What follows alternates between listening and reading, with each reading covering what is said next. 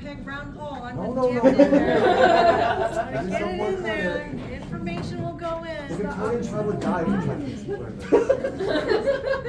They would see this image and their brain would just implode. Nothing else. I'm preparing you for that next school. I have nothing but reams of comments from those who are in professional school saying, yeah, I couldn't imagine what people do without it. Thanks to Dr. Choi, my life is so much better. So much better. Should have like a Yelp page that Yeah. has Dr. Choi's class. It's like an ad. Yes, I did. Thanks to Dr. Choi.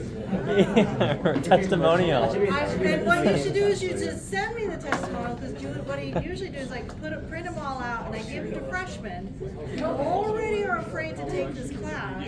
So you should plan for this class. This class is useful. Dude, if I took this class the freshman, I would I drop think this like out. second year. I would drop out. I would just try to look at that point. I'd be like, what? I'm God's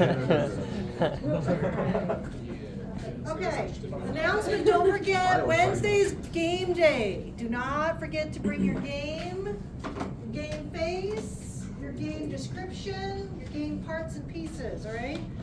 I'm gonna announce it when I get out of the class to the department to come visit game day, okay? Which they have done so over many years. And I've been copied, if any of you have taken biology of aging, now Dr. Herring has game day, so we were the originators. Yeah.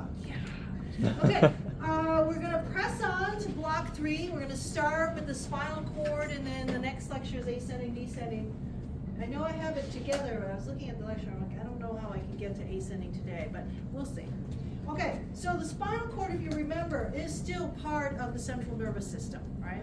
And as a diagnostic tool, it's essential that you understand how the spinal cord is mechanically organized, because a lot of times we can use the spinal cord in the presentation of symptoms to identify location. And that's the trick. And neurology is location, location, location. Okay? So remember, the spinal cord, like the brain, is made of gray matter and white matter. Now the gray matter is arranged in what's often described as this butterfly shape. Okay, so these are cell bodies. These are the butterfly here, so you can see a little bit.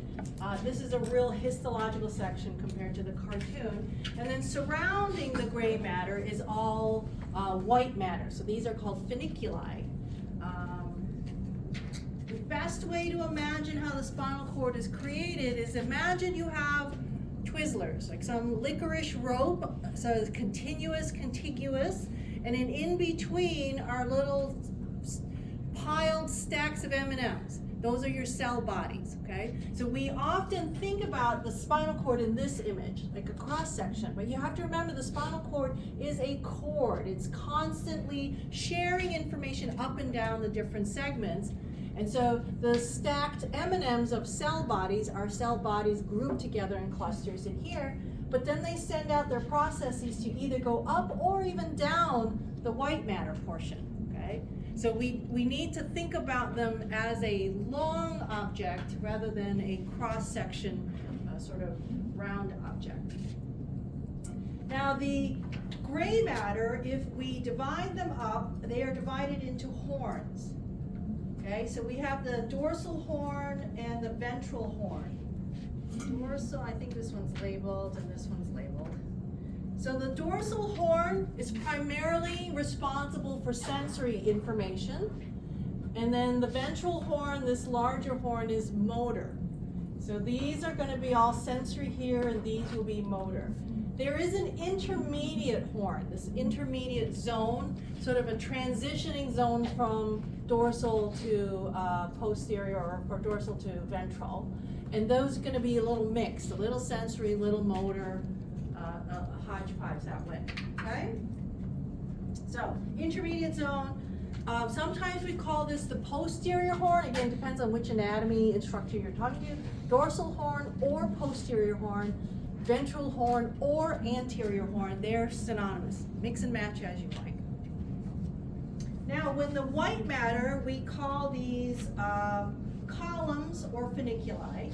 again, depending on the style of your anatomist. So these will be your dorsal columns, your lateral columns, and your ventral columns, okay? Or funiculi. I think in the lab, the handouts use funiculi. A funiculus is the same thing as a long licorice root. It's just a long bundle of fibers. That's all that means, okay? Now, a segment, we have 31 spinal segments, and they're defined by their nerve roots. So what defines a single segment? You'll see here, these are dorsal rootlets, and these are ventral rootlets. Tiny little roots that will enter in, and there's one unique name that I need you to learn. And that's this groove right here. And this is the longitudinal groove, or the posterolateral sulcus. Okay? And that is where the dorsal rootlets enter into the spinal cord, through this longitudinal groove or the posterolateral sulcus.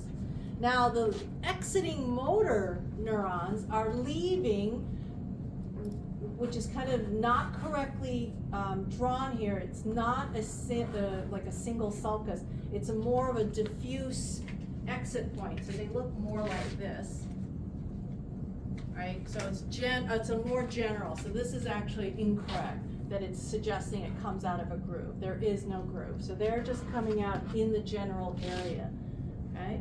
Now the rootlets combine and become the dorsal root and the ventral root, okay? And then the dorsal root and the ventral root fuse together and become a spinal nerve. That's what defines a segment, right? It's not the bony covering, not the vertebral body, but it's rather this collection here.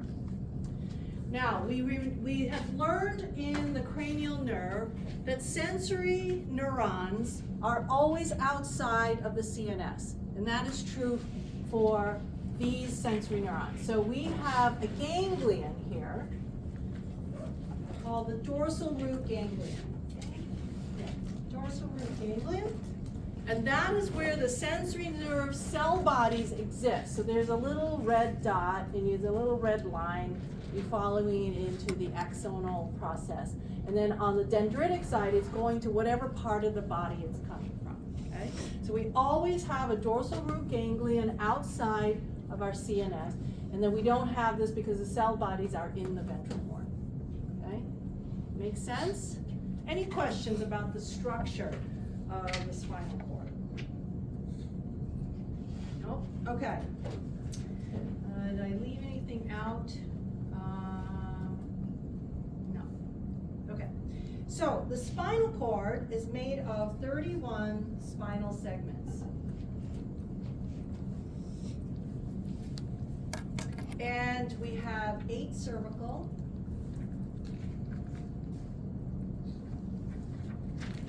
12 thoracic, 5 lumbar, 5 sacral, and 1 tailbone, 1 coccygeal. Okay? Typically, the spinal cord ends with the conus medullaris. That's the very tip of our spinal cord. And you'll notice here that our conus medullaris, this little green segment here, is actually shorter than the entire spinal vertebrae. The spinal column itself, the spinal cord in terms of bone, is a lot longer because the bones continue to grow, whereas the spinal cord stops. Aya. I have a question for the previous slide. Yep. For the ganglion, were you saying there isn't a ventral root ganglion? No, because it's only, this rule only applies to sensory input. Okay. And then the ventral side, these are motor neurons, and the motor cell body is in the ventral horn. Okay? So if you look at their diagram carefully, we have a cell body, a dot here, and then here you can if you zoom in, you'll see a red cell body that's sending its axons in, that's these red fibers, and then their dendritic inputs are coming from some type of cutaneous receptor, either skin or pressure or stretch, some kind of sensory, okay? Okay. So here, our spinal cord generally ends around L2, L3. Somewhere in there, or let's back that up, L1, L2. Is generally where you'll see the conus medullaris, which shows the end. Now we know that our spinal nerve, which is a combination of the sensory and the motor rootlets and the nerves, are already fused together. Each leave between two vertebral bodies. But since our spinal cord continues in terms of the bone anatomy, continues down, our spinal nerve has to go further and further and further before it gets to exit. So those that are exiting in these lower lumbar sacral areas, they're coming out of the lumbar sacral port of the spinal cord, but then their nerve root, their whole nerve, bringing in sensory and motor, have to travel many segments before they finally exit. So between the segments of L1 to S2, S4, we have what's called the lumbar cistern. And in there it exists the cauda equina. So the cauda equina, the horse's tail, are all the nerves, the spinal nerves that are collecting but still waiting to leave at their appropriate exit point. So this is a place where, as a clinician, you could try to sample cerebral spinal fluid, because you never want to be playing around where the spinal cord is per se. You want to go where you can't possibly create any damage. So this is an actual dissection. You can see here, I'll draw where the conus medullaris, it's about ending there, okay? And then all of these are the remaining fibers that are coming from these segments that are waiting to leave and then come out of the bony segments. So in this space, if you were to do a lumbar puncture, put a needle in here, these would be a safe place to do, because these fibers would just kind of like these, these beaded doorways that you kind of just push aside. These would just the needle would just push them aside and safely allow you to draw CSF. Okay, so that way you can actually sample what your brain is being bathed in from a location that doesn't produce any negative symptoms other than those who are really sensitive to changes to the brain pressure. Okay? Any questions? All right. Okay. Now, when we think about those dendritic regions, we can kind of map them with something called a dermatome. So this is a dermatome map, and each segment shows you the region that is responsible for coverage by that particular spinal cord segment. So we have thoracic 1 through 12, cervical 1 through 8, lumbar 1 through 5, sacral 1 through 5. Okay, and you can kind of see their orientation and distribution. So for example, C2 is the head, but not the face. Who covers the face? Trigeminal. So trigeminal, you see V1, V2, V3, that's covered by the face, but the back of the head is C2. That's the part of the spinal cord. Okay. There are a few areas that I need you to memorize because they become important for the clinical cases that are coming up. So C2 obviously are sensations from the head. T4 is at the level of the nipples. T10 is your umbilicus, or your belly button, okay? And generally you want to know that C5 to T1 is upper extremities.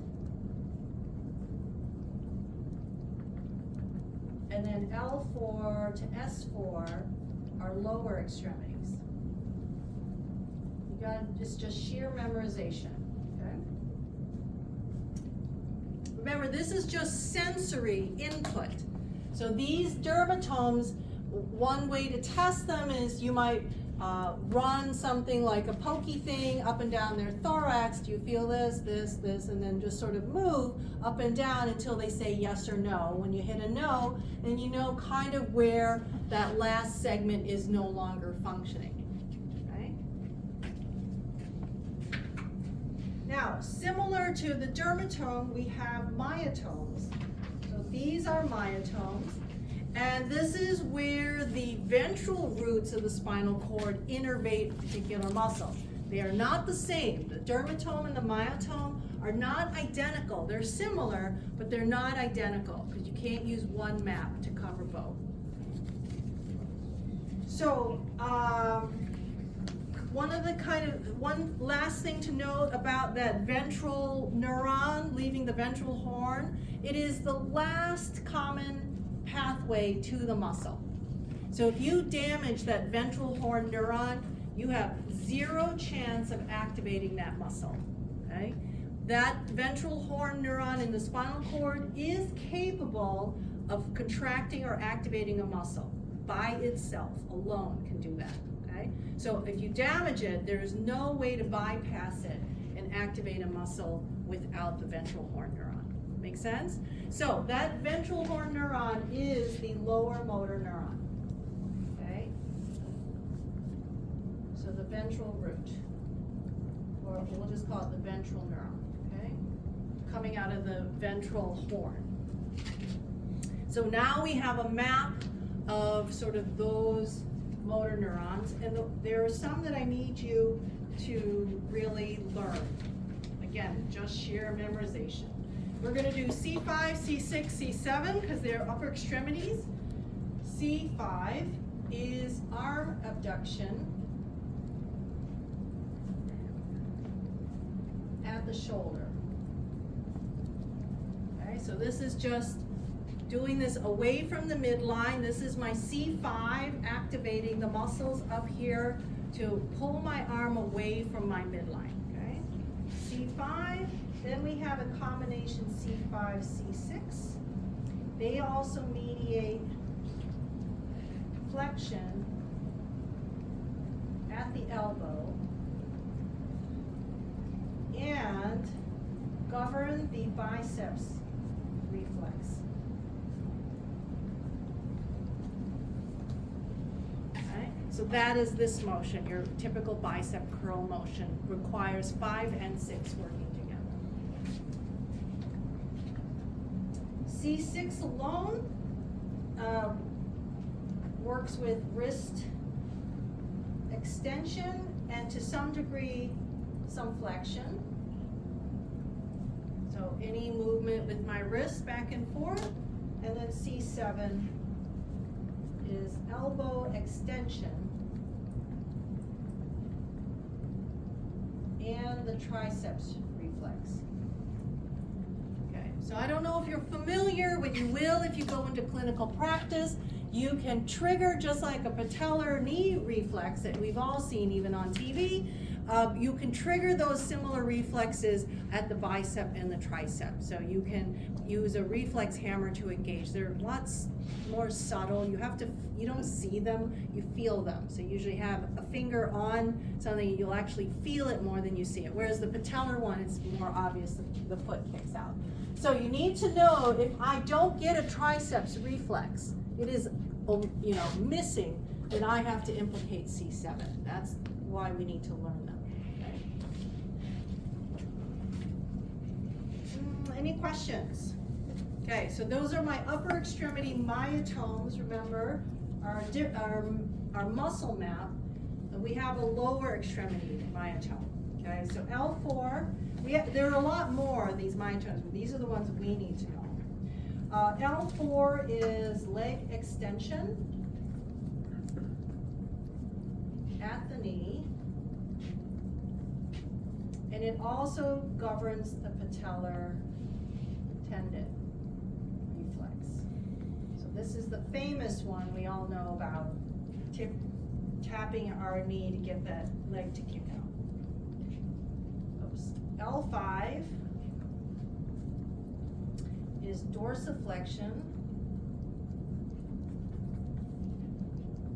at the ankle. So dorsiflexion, dorsal side of the foot, that means it pulls your foot up, okay? Pulls your foot up compared to L or S1, which is plantar flexion. Okay, at the ankle, and this one also governs the Achilles tendon reflex. Okay?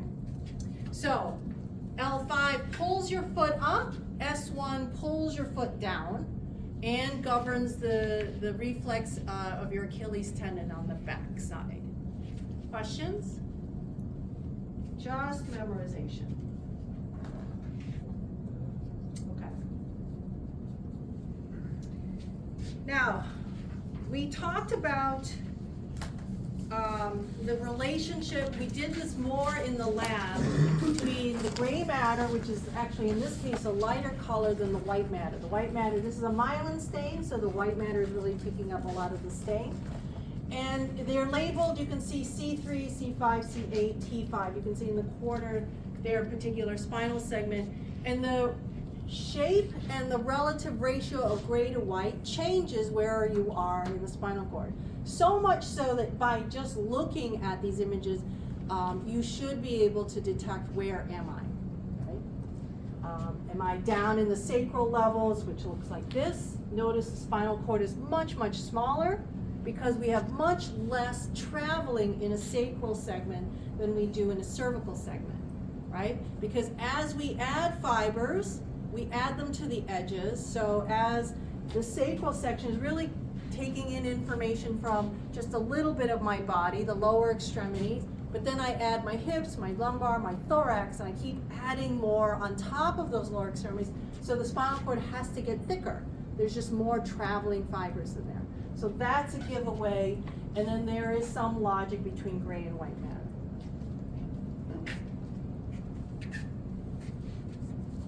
Okay. So let's talk about how sensory information comes into the spinal cord and how we divide up the gray matter in the spinal cord. So notice in this diagram, I have two cell bodies outside the CNS. They are in the dorsal root ganglion. Since they're in an externally housed ganglion or cluster of cells, that means what kind of information is going through them? Sensory. One is shown to be a lot bigger than the other in terms of thickness of line. What does that mean?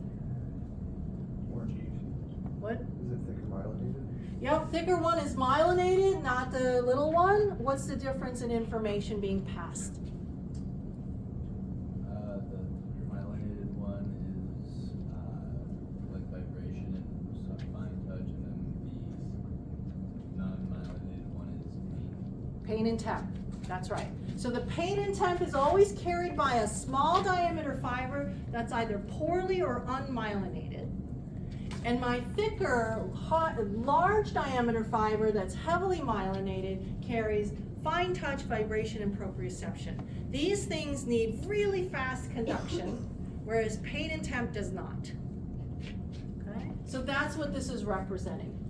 So we have cell bodies outside of our CNS, they're sensory.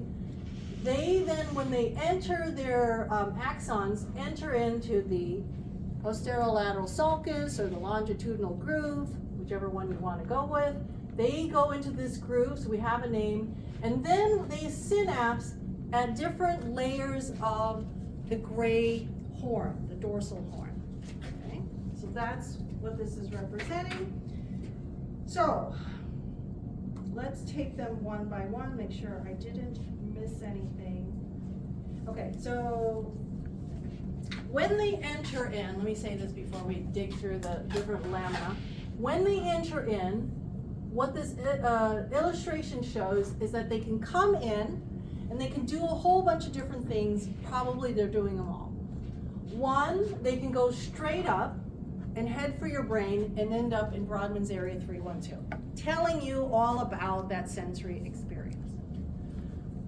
And or, probably both, they will bifurcate, split off, and then go down and hit an interneuron. So they're synapsing on this third neuron that's within the spinal cord. Or it can synapse directly on a motor neuron and go right back out to a muscle. Okay? Undoubtedly, almost any neuron coming in will probably do any or all of these options simultaneously. It is very unlikely that a neuron comes in and just does one thing and heads straight for the thalamus and end of story. It most likely, if it doesn't bifurcate in this segment alone, it will bifurcate in a segment above or below. Okay? The spinal cord is actually a lot more complex than we give it credit for. Okay, so let's talk about the lamina. The lamina, which, yes, Owen. What's the difference between the one with is that an interneuron with the other four? Number 3 is an interneuron. That's the red neuron. And then 4 are representing motor neurons. So they're going back out the ventral pathway directly to the muscle. So this is the last connection we have before we get to a muscle, these green neurons. Is there a difference between the green one and the red one? Go to the motor neuron? So the interneuron could go somewhere else, like go sensory, go to another interneuron, or the interneuron can go back to another motor neuron, depending on what it feels like it wants to do, right? What kind of information and what's its purpose. And we'll talk about some of the different things those interneurons can do, okay? It'll be the last slide, okay? Okay, so, yes, we talked about that, okay. So, let's take these in order. The gray matter is divided in laminas, in sheets, in layers. Lamina just means layer. So lamina 1, all I'm going to say about it is that it caps lamina 2. Easy. That's all you need to know. Lamina 2 is important. It's called the substantia gelatinosa. Gelatin substance, jelly substance. That's literally what it means. So you can see here, lamina 2 near the very top cap of my dorsal horn. The important reason that you need to know the substantia gelatinosa is where we integrate pain and temperature information. That is where we have the first synapse. So, in this poorly myelinated, small diameter neuron, it would come in, you can see here there is an axon, into substantia gelatinosa. It would then synapse on a substantia gelatinosa neuron, not shown here, but it's in here, and it would then convey pain and temp separate from this large diameter neuron.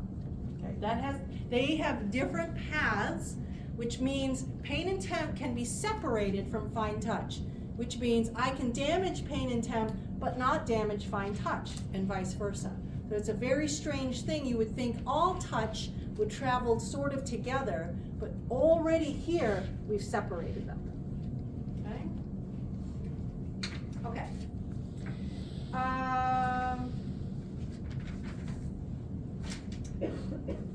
Lamina 3 to 6. So this is a combination of sensory neurons and sensory related interneurons. Okay.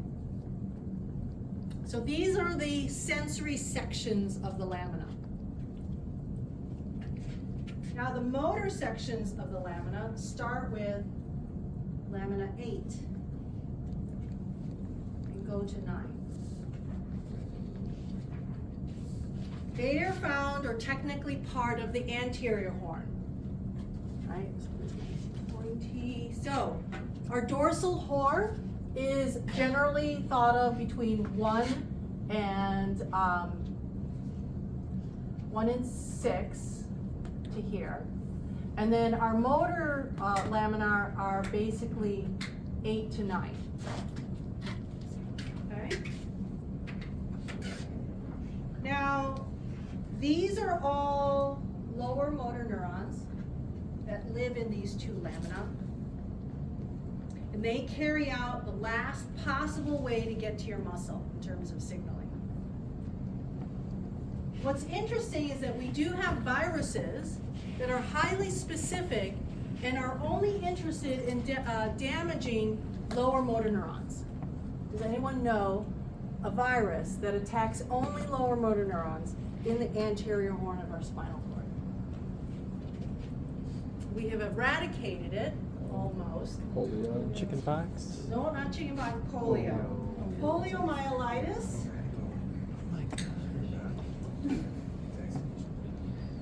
Poliomyelitis is a disease that stems from a virus attacking these lower motor neurons in lamina 8 and 9. Now, there were 2 columns of lamina 9 that I need to point out to you. The first one is called the spinal accessory nucleus. What is that for? 11. Cranial nerve 11, okay, which operates what? That's another trap. Okay, trapezius, sternocleidomastoid. These are found in lamina 9, but only between the medulla and C5. Okay, so for that section, that vertical section, lamina 9, these small blue columns are made of neurons that are going specifically to the spinal accessory cranial nerve. Okay. The other one is the phrenic. The phrenic nucleus occupies lamina 9 between C3 and C5.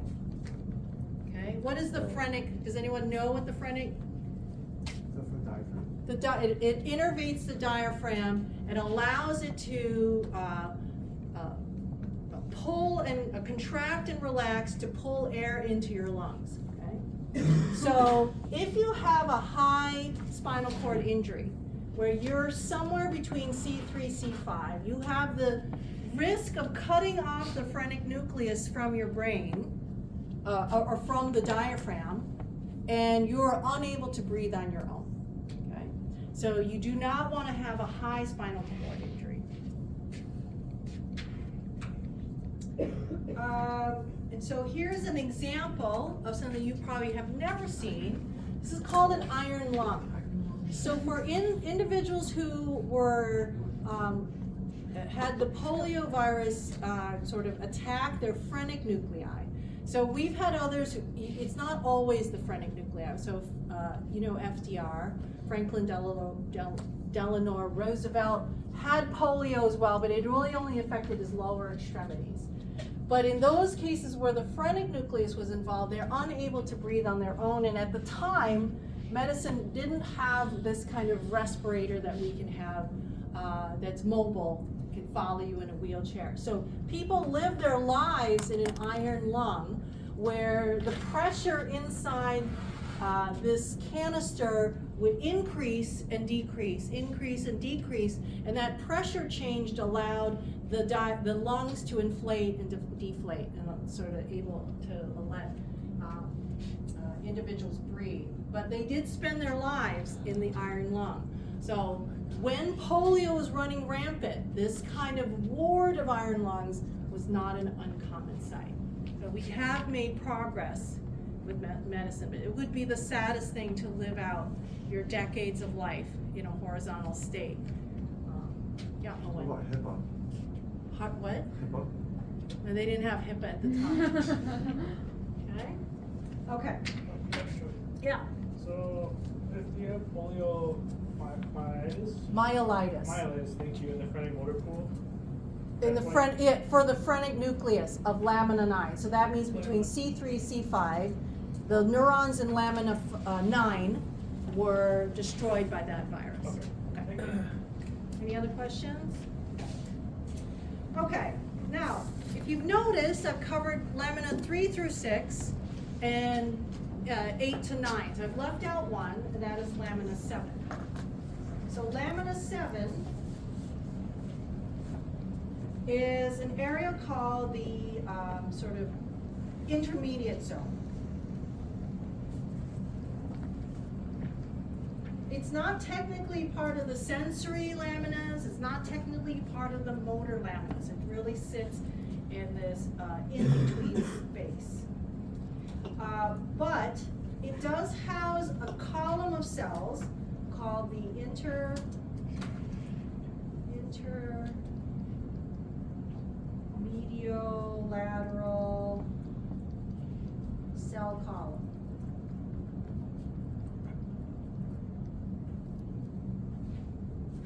Or the IL, not M, IL, intermediolateral cell column. Okay? And the intermediolateral cell column only exists between T1 and L3.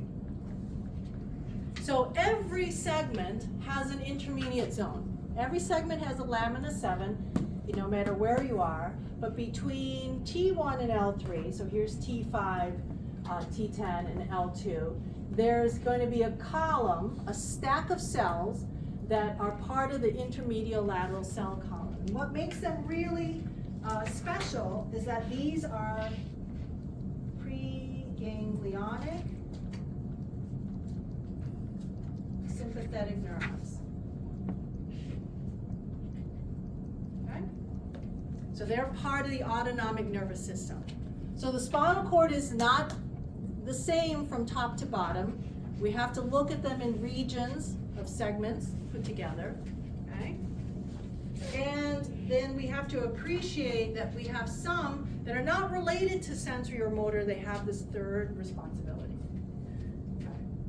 So, quick review. We have done lamina 1. It's called the marginal zone. I'm not going to test you on it more than it sits on top of lamina 2. Lamina 2 is the substantia gelatinosa. This is where pain and temperature integrate synapse. We'll talk about it in the next lecture. Lamina 3 through 6 are all sensory or sensory-related interneurons. Lamina 7 is the intermediolateral cell column. And then 8 through 9 are motor. And we point out two special kinds of motor, the spinal accessory nucleus and the phrenic nucleus, that live at very specific segments. Medulla to C5, and then C3 to C5. Okay? Everyone with me? Questions, okay? So, we're going to talk quickly about the autonomic nervous system. This should be review, but somehow it does seem to catch everybody off guard a little bit. The autonomic nervous system is got two really big divisions, right? We have the parasympathetic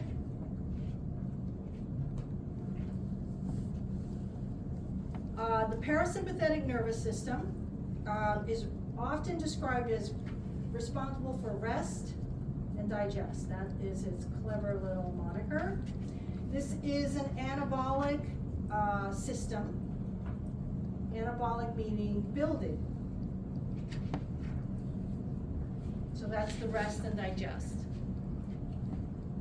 So it's there to maintain your basal levels of heart rate, your respiration, and your metabolism. You're not burning excessive calorie, you're packing it away, you're putting things into storage, glycogen in muscles and liver, et cetera, et cetera.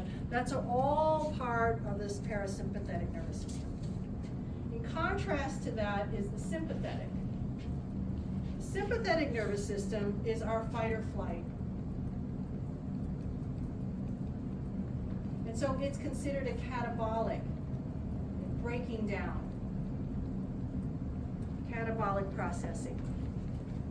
It responds to any kind of perturbation your body goes through. It doesn't necessarily mean it's negative, but just anything off of norm.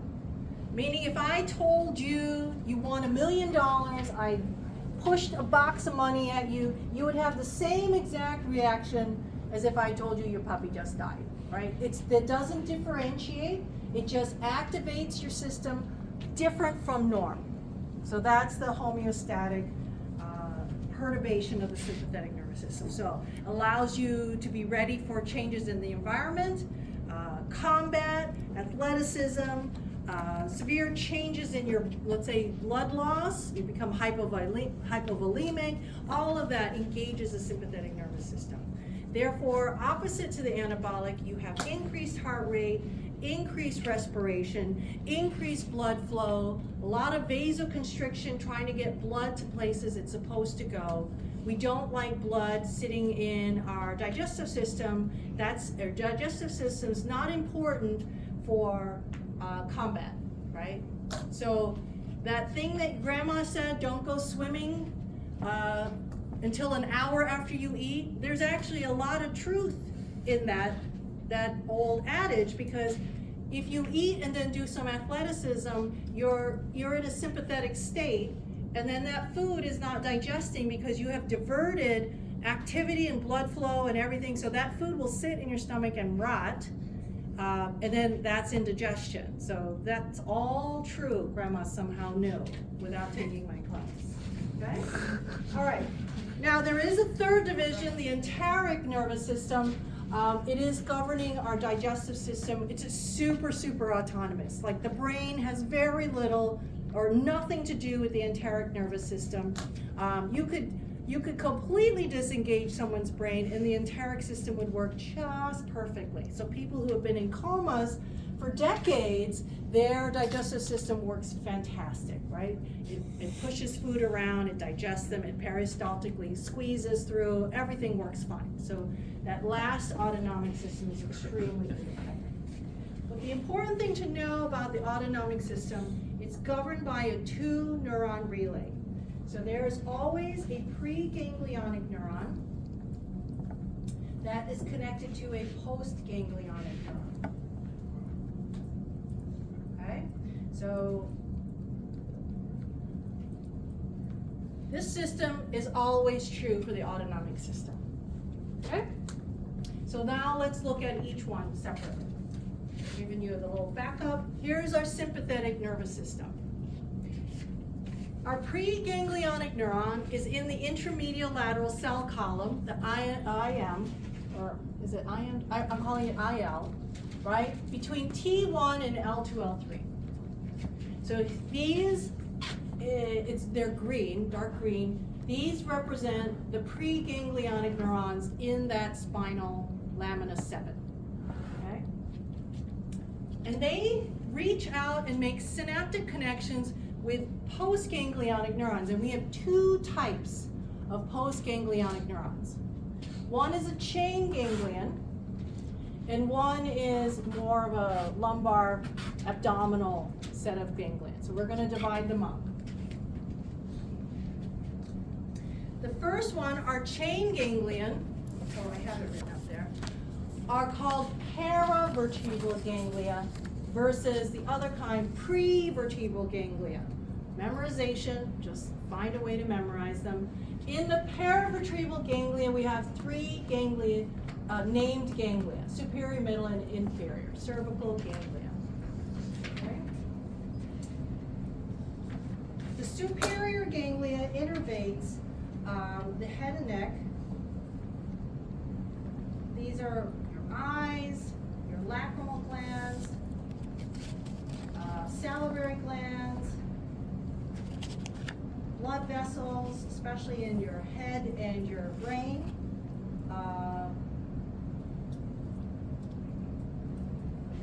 Then the middle and the inferior innervate things like cranial blood vessels, sweat glands, hair follicles, heart and lungs.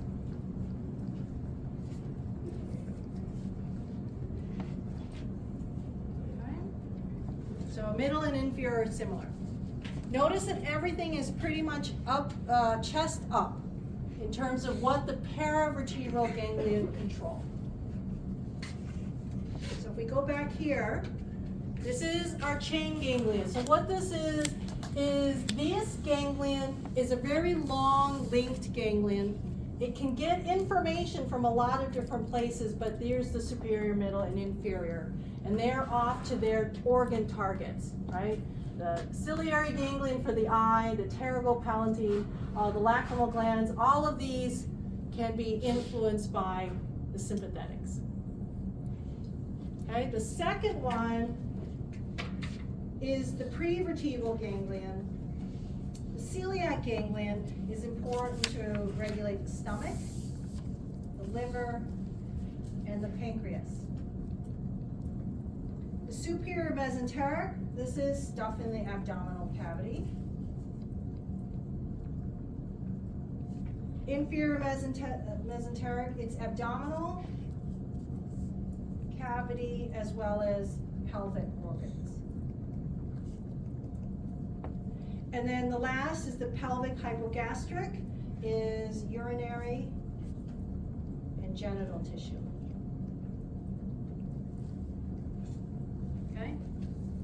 So if we go back, I'll come back to this if you haven't finished writing, but just to illustrate, here's our celiac, and then these are the other two, the superior and inferior mesenteric, and what's not shown is the fourth one, the pelvic hypogastric. And notice their targets are all abdominal and below, right? So we have the paravertebral ganglion, the prevertebral ganglion. They're the postganglionic arm of the preganglionic that's coming out of my IL, intermediate lateral cell column. Okay? Okay, questions? Yes, Will. What segment for the preganglionic IL? These are T1 to L2, L3. T1 to L2, L3.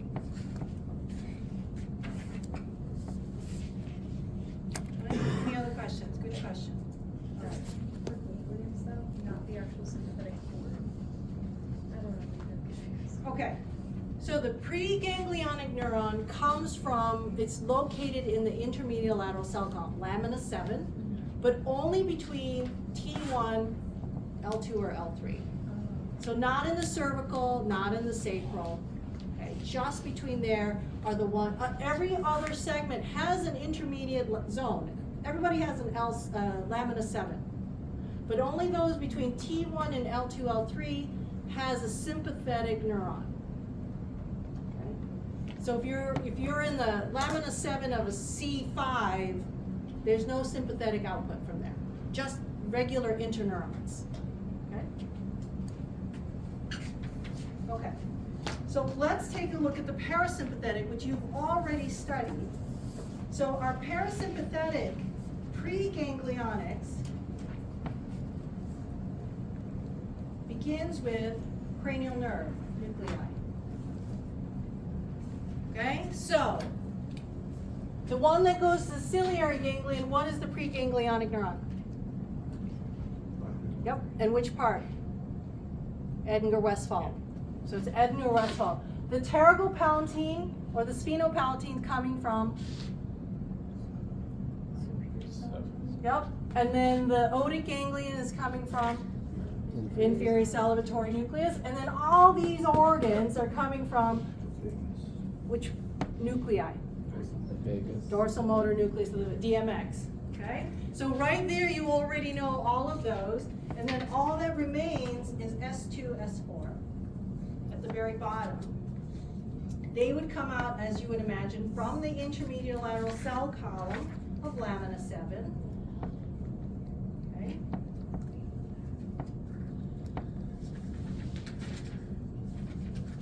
And they're heading towards the colon, the kidneys, bladder,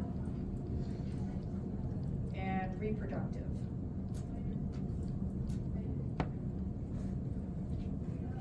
Okay? So notice the parasympathetic arm of the autonomic nervous system is rather limited. It's either these 4 cranial nerve nuclei or S2, S4. That's it. Okay, there are other distinctions. Notice here, the preganglionic neuron is very short. It just goes right outside the spinal cord and finally meets the postganglionic neuron. It's the opposite for the parasympathetic. The preganglionic is really long, and the postganglionic neuron is right outside the organ target. It's very short. It's just a fun way to try to group them, okay? Okay, any questions on the autonomics? Okay.